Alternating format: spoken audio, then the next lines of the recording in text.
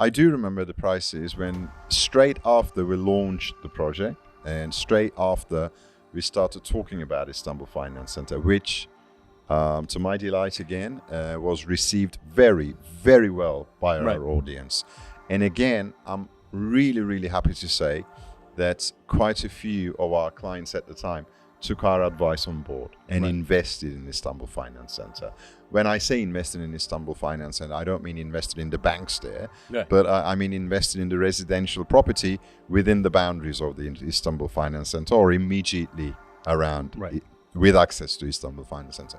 And I am again very, very happy to say that almost all of our clients who invested around there over the past 2 years, particularly the ones who invested there within the first 12 months of us coming out and saying, come on guys, put your money here, they all made significant gains.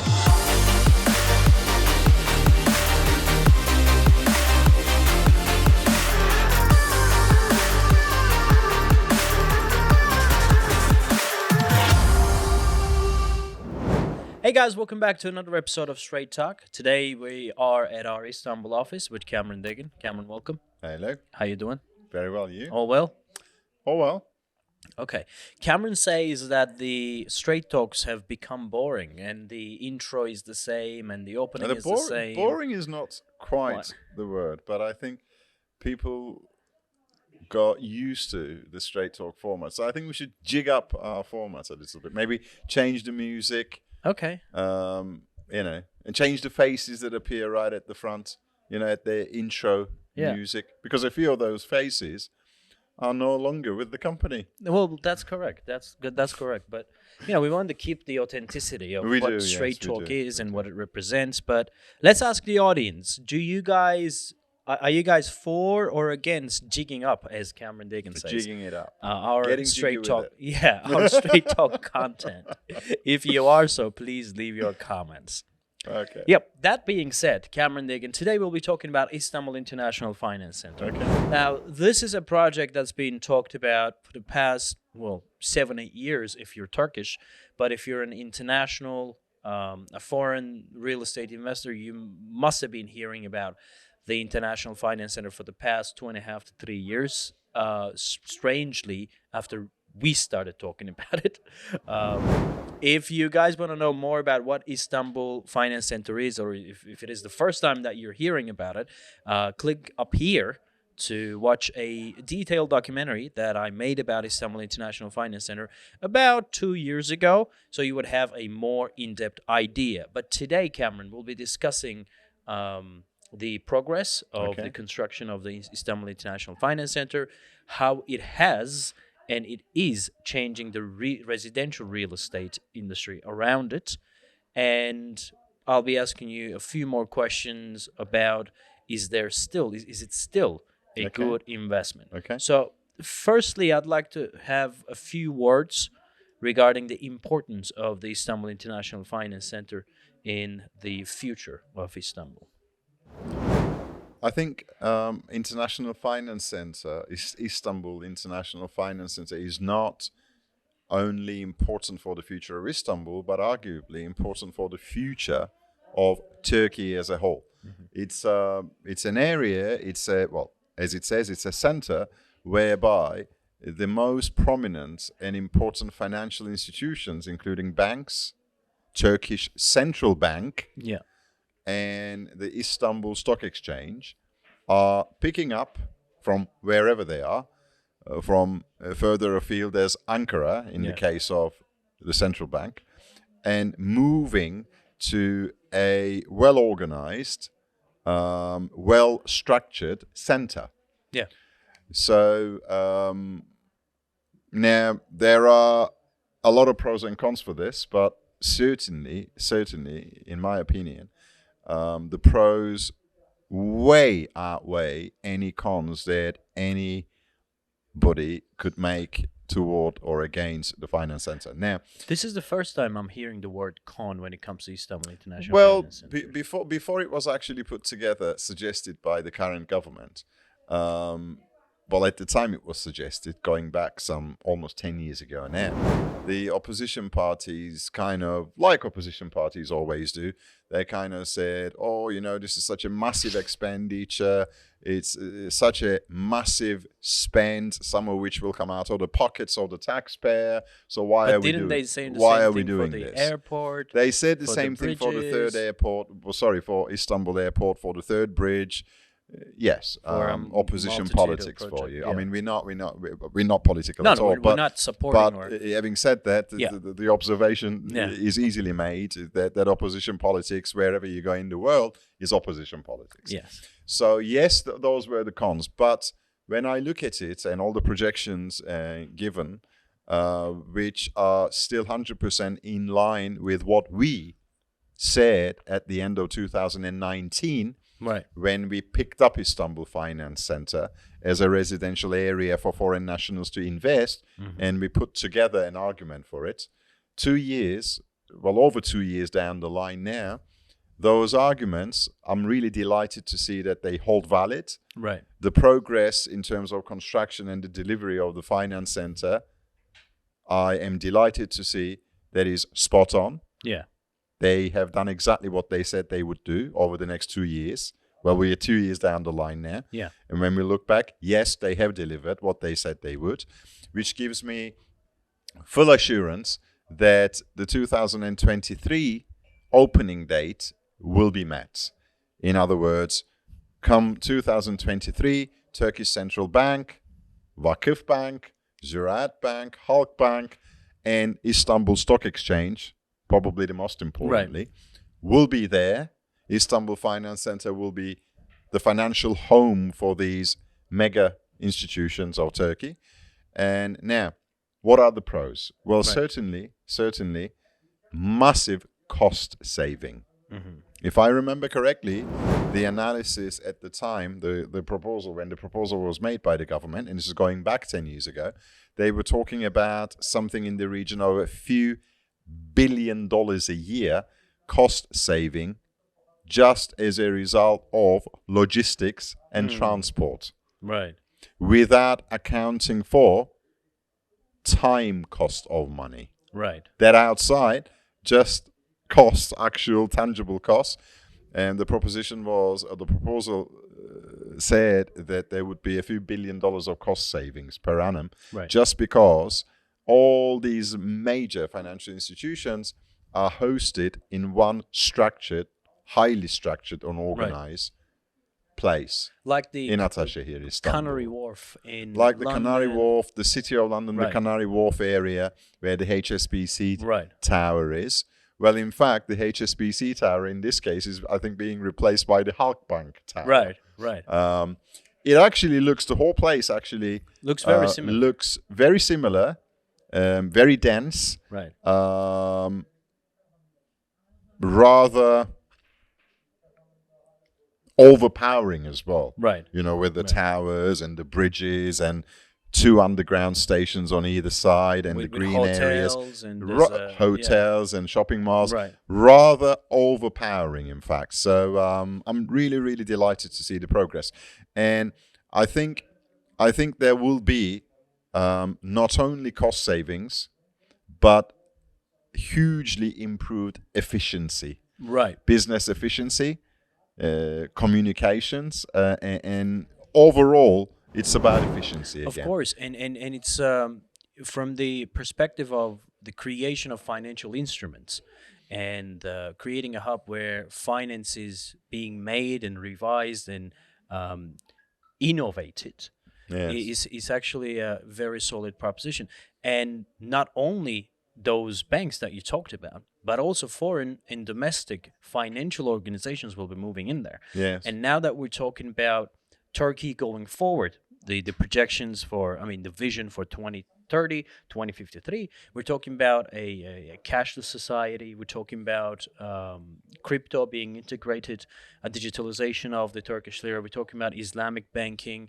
We're talking about different applications of ways of paying, such as this Ali Pay or the Union Pay, and etc. Absolutely. So there are so many things that are being currently worked on and that can be created or innovated in the future when it comes to well all this put together. The government with this ambitious plan wants to make Istanbul a almost like a competitor to the financial hubs around the world, such as London, New York, Hong Kong. Well, how popular Istanbul can be among those giants, but again, it's if it's ranking in the list of, I think the last time I checked was Istanbul was 56.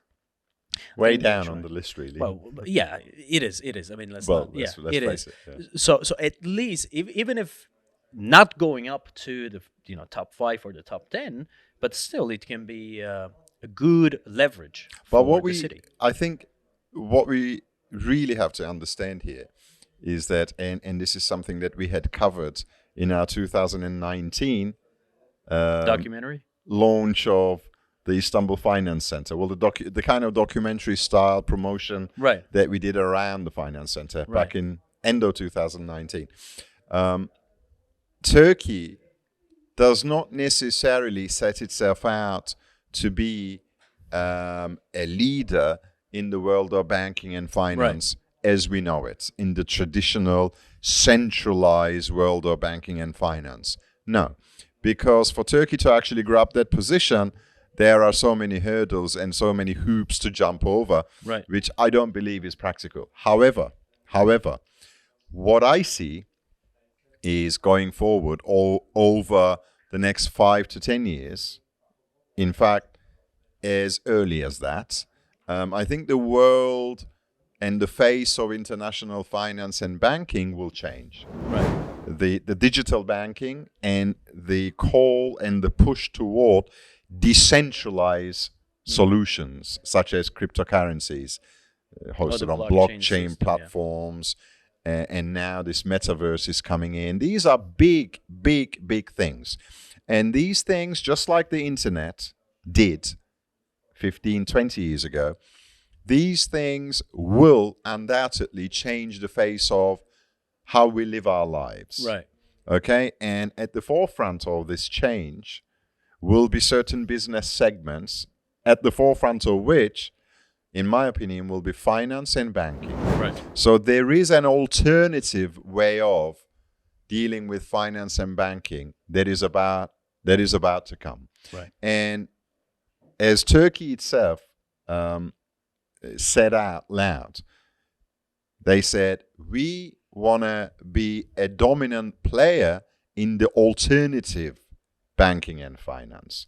So Turkey sees that the shape of banking and finance, the traditional one, as it happened for many years now, where London, New York, Singapore, maybe Dubai, or the major cities kind of head the activity, that is about to change, and that traditional world of banking and finance is about to be challenged in a massive way. You have a great way of putting it, actually. You said... and Turkey wants to be at the forefront of that challenge. You said, you used a sentence. You said, Turkey missed the bus last century. But it wants to, be on the one, what is to come. It wants to catch what is to come. So Turkey wants to jump onto the bandwagon for the next 100 years, as far as finance and banking is concerned. And I actually think, interestingly enough, it is possible because the shape of things to come are dramatically different to the traditional finance and banking. So, a country like Turkey with its young, dynamic population, and apparently in terms of crypto savviness per head or digital savviness per head, you were talking about this a few months ago. Turkish society is way up there among the top 5 in the world. 20% of the people in Turkey have either at one point owned or currently owning cryptocurrencies. That's a huge number for a country with 85 million population. Exactly. So, and the strategic, the geostrategic location of Turkey also definitely is going to help the country. Of course. It's a bridge. It certainly is a bridge between East and West, Right. Europe, Africa, Middle East. So when you put all those factors together, if the country plays its cards right, I think the Istanbul Finance Center will be a center that the world will be talking about in years to come. Correct. It will be an important center for finance and banking. I believe in that. I believe in personally that. do. Yeah. Hence, I invested in it myself. as you know. Right. You I have. wouldn't have if I didn't believe in it. So And from the macroeconomics, let's come down to the real estate part of it. When let's make the distinction here. There's no properties that you can buy within the finance center. Okay, it's not it's not a commercial project that's for sale, or it's not a project for individual investors. When we're saying Istanbul International Finance Center, it is a project that is developed by the Turkish government. And when we're talking about real estate investment, we're talking about projects and properties around Istanbul International Finance Center. True. And one important information here is that approximately 80,000 people are expected to circulate the Istanbul Finance Center daily. yeah, Now that's it's a big circulation. that's a huge number, and that coupled up with the fact that there will be upwards of 50,000 white-collar workers working within the finance center Correct. itself. Yeah, So from real estate perspective, you're really and truly creating a center. because there's a captive audience, Right. who are going to be working there and living there and around there. Yeah. Really. So the residential properties around Istanbul International Finance Center have appreciated quite a bit. Absolutely. Do you remember when we first started selling from one of the projects that is literally adjacent to the Istanbul International Finance Center? Do you remember the prices 2 years ago? I do remember the prices when straight after we launched the project and straight after we started talking about Istanbul Finance Center, which, to my delight again, was received very, very well by Right. our audience. And again, I'm really, really happy to say that quite a few of our clients at the time took our advice on board and Right. invested in Istanbul Finance Center. When I say invested in Istanbul Finance Center, I don't mean invested in the banks there, Right. but I mean invested in the residential property within the boundaries of the Istanbul Finance Center or immediately around Right. with access to Istanbul Finance Center. And I am again very, very happy to say that almost all of our clients who invested around there over the past 2 years, particularly the ones who invested there within the first 12 months of us coming out and saying, come on guys, put your money here, they all made significant gains. Huge upside. How do I know? I know because at the time when we came out and we said, put your money here, I did the same thing myself. I invested in the area. I bought a few residential units. I bought a penthouse and a few other apartments and a commercial unit too. And I know for a fact that I'm well in the pocket now. Right. So if I am, then I'm pretty sure all of our other clients who followed the advice also are Right. today. Just so I'm to- really happy about Just that. to give our audience a perspective, a number, I believe when we first started selling there, one-bedroom apartments were selling for $120,000, $130,000. $125,000 would buy a one-bedroom apartment in the Times Tower, Right. which is one of the central sort of residential landmarks around Do you Istanbul know Finance Center. today the cheapest asking price for a one-bedroom in the same tower that you're I don't talking think about? they have any for sale. I think There is they're one. Also, I There think is they're one all left. sold out. There's one, There's one left. or somebody cancelled, possibly, The asking price is What? $370,000 for a one-bed. for a one-bedroom apartment. $370,000, and well, the prices of the two bedrooms have gone up, and I mean, we're still talking about at least 100% appreciation. You can make the argument of that one single one-bedroom there could be the most expensive unit, and we started selling from the cheapest ones, which is a valid argument, which is something, yes, correct. But even that, doubled, which is unrealistic in often cases. And wherever you go around the world, 100% capital appreciation in a year and a half time, 2 years time, in USD terms, anywhere around the world would sound unrealistic. But then again, Istanbul International That Finance is the Center, reality. it is a one of a kind project. And the interesting thing, Alaattin, interesting thing is, we came out at the end of 2019, Right. screaming loud about Istanbul Finance Right. Center, because you and I, we really and Right. truly believed in the area. Right. We went there, we spent some time there, we believed in it. Okay, and then we took it out to our audience, and then straight after that, if you remember, we started heavily selling Times Tower within Istanbul Finance Center. Okay, it was sold out despite the fact that 2 months after we promoted Istanbul Finance Center, COVID hit. Right. Which means that for the 6 months thereafter, most of our sales were online. People buying, it did. People buying from overseas without seeing, without visiting. And despite that, within 12 months, almost all of the stock in Times Tower was sold out. Not only that there was so much interest, we had no stock to sell, right, that we had to start taking our clients to slightly further afield, to areas around Istanbul Finance Center, Ümraniye, right, as far afield as parts of Fikirtepe, right. and some other parts of Ataşehir. What happened to the prices in those areas in the last 2 years? I could say doubled. If you Easy. look at the Asian side of Istanbul, which in my opinion is a better place to invest than the European side Today. Okay, another discussion for another episode. I think we did it anyway, but I think we can do it again. But if you look at the Asian side of Istanbul, and if you map red zones, let's call them the hot zones, where in the last 2 years, price has appreciated the most. Mm-hmm. Okay, if you map the red zones, you are likely to find that there is a red orbit around Istanbul Finance Center. So red that it would look black. Yes.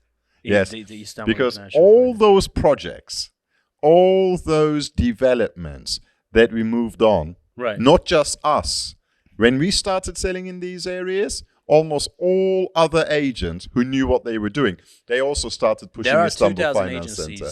And there are 2,000 agents in Istanbul. So think about it. If we go to one area, if we say on this show that this area is going to appreciate, a lot of the other agencies out there, they say, oh, Property Turkey is saying that, let's go there. And all of a sudden the area starts going up. Yeah. So, but that has to be a reliable investment developments like, what is it, Nova or something.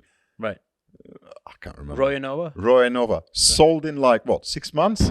6 months it sold out. If it wasn't for Istanbul Finance Center, nobody would have crossed over to Royal Nova. Right. Nobody would have taken even a single viewing to Royal Nova in a place nobody had heard about. Right. Yet in 6 months, the entire building was sold. Entire development was sold.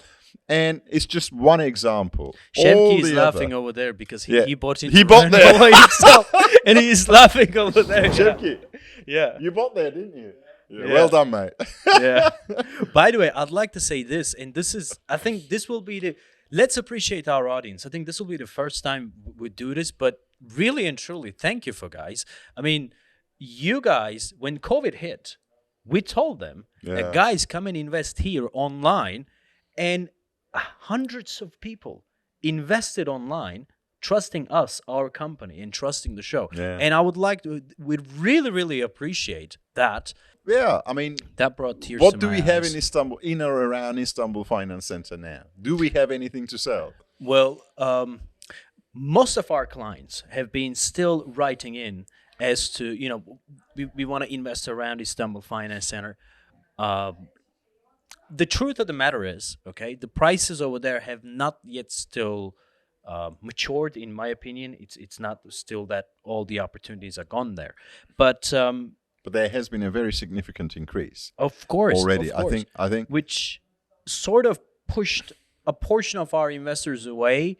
asking for a one-bedroom, $400,000. There are projects there, if you believe, they're asking for $500,000 for a one-bedroom apartment just because it is close to the Istanbul Finance That's Center. insane. Now, I think this is madness. Right now, right? that's insane. That's insane. And And we if had anyone came and said to me, you know what, we believe in Istanbul Finance Center so much that we're going to go and pay $500,000 buying a one-bedroom apartment, I would say don't. That's madness. Because that's not investment. That's not madness. Unless you That's want to live there. madness. Yeah. Unless you're buying it for your own, Right. Right. Then what am I to say? But not as an investment. Right. We had a word with the portfolio team because there was no stopping to the demand around Istanbul Finance Center, and they are. I thank them for that. They left no stone unturned. The new development is called We Istanbul, and contrary to the Times Tower project that we were selling, which was geared towards young professionals, small urban apartments that is adjacent to the Istanbul Finance Center. This project is a little different. It has a bit more exclusivity because there are only 104 units separated with 2 different blocks, and 87% of the land area is dedicated for green area, which is a huge plus. And the apartment sizes are big. And there is a family atmosphere, a family concept. For an investor, the target audience or the target market for that particular project is rather the C-level managers that will be working at the Istanbul International Finance Center. An area that would give you a bit more home feeling within a concrete jungle, so to speak. So that's the sales proposition of We Istanbul, and the prices I've checked are still pretty good, although it will never be the price that it would have sold in 2 years ago or 3 years ago.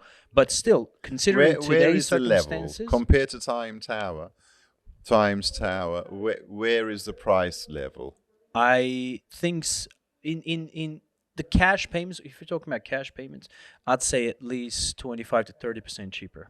At least 30%. Then what Times Tower would be now, if there was many stock left. Right. I expected at the end of 2019 that over the next 2 years, the Istanbul Finance Center and real estate around Istanbul, and in Istanbul Finance Center would see a capital appreciation of around, I think I had predicted 40% or 45% in some areas, in some categories of real estate. We have seen up to 100% growth in the past 2 and a bit years. Right. Now, if you ask me the same question in terms of this new find, what kind of growth I expect to see over the next 2 years. Right. Because as I was explaining, around the first or the second quarter of 2024, I expect prices to start plateauing, kind of stabilizing around Istanbul Finance Center, because the center itself hopefully would have been fully operational by then, with all the big banks and the central bank and the Istanbul Stock Exchange having already moved there. So that's when I expect prices to stabilize. I'd say over the next 2 years, we're looking at around 35% price growth to come in hard currency terms, not in Turkish lira terms, in, say, US dollar terms or euro terms or whatever, which 35% in 2 years, in my books, which are very conservative, in my books are pretty decent gains. It's pretty decent gains, of course. My macchiato agrees. Right. Your macchiato agrees, definitely. And coupled with the fact that you're not taking any risks, basically. It's a project adjacent to the Istanbul International Finance Center. What more can you ask? I mean, what better investment guarantee would one search? Anyway, thank you very much, guys. Subscribe to the channel if you like the banter and the buzz that's been going on around here. So you finished my coffee, didn't you? Yeah. All See you in the next episode. Bye. Thanks a lot.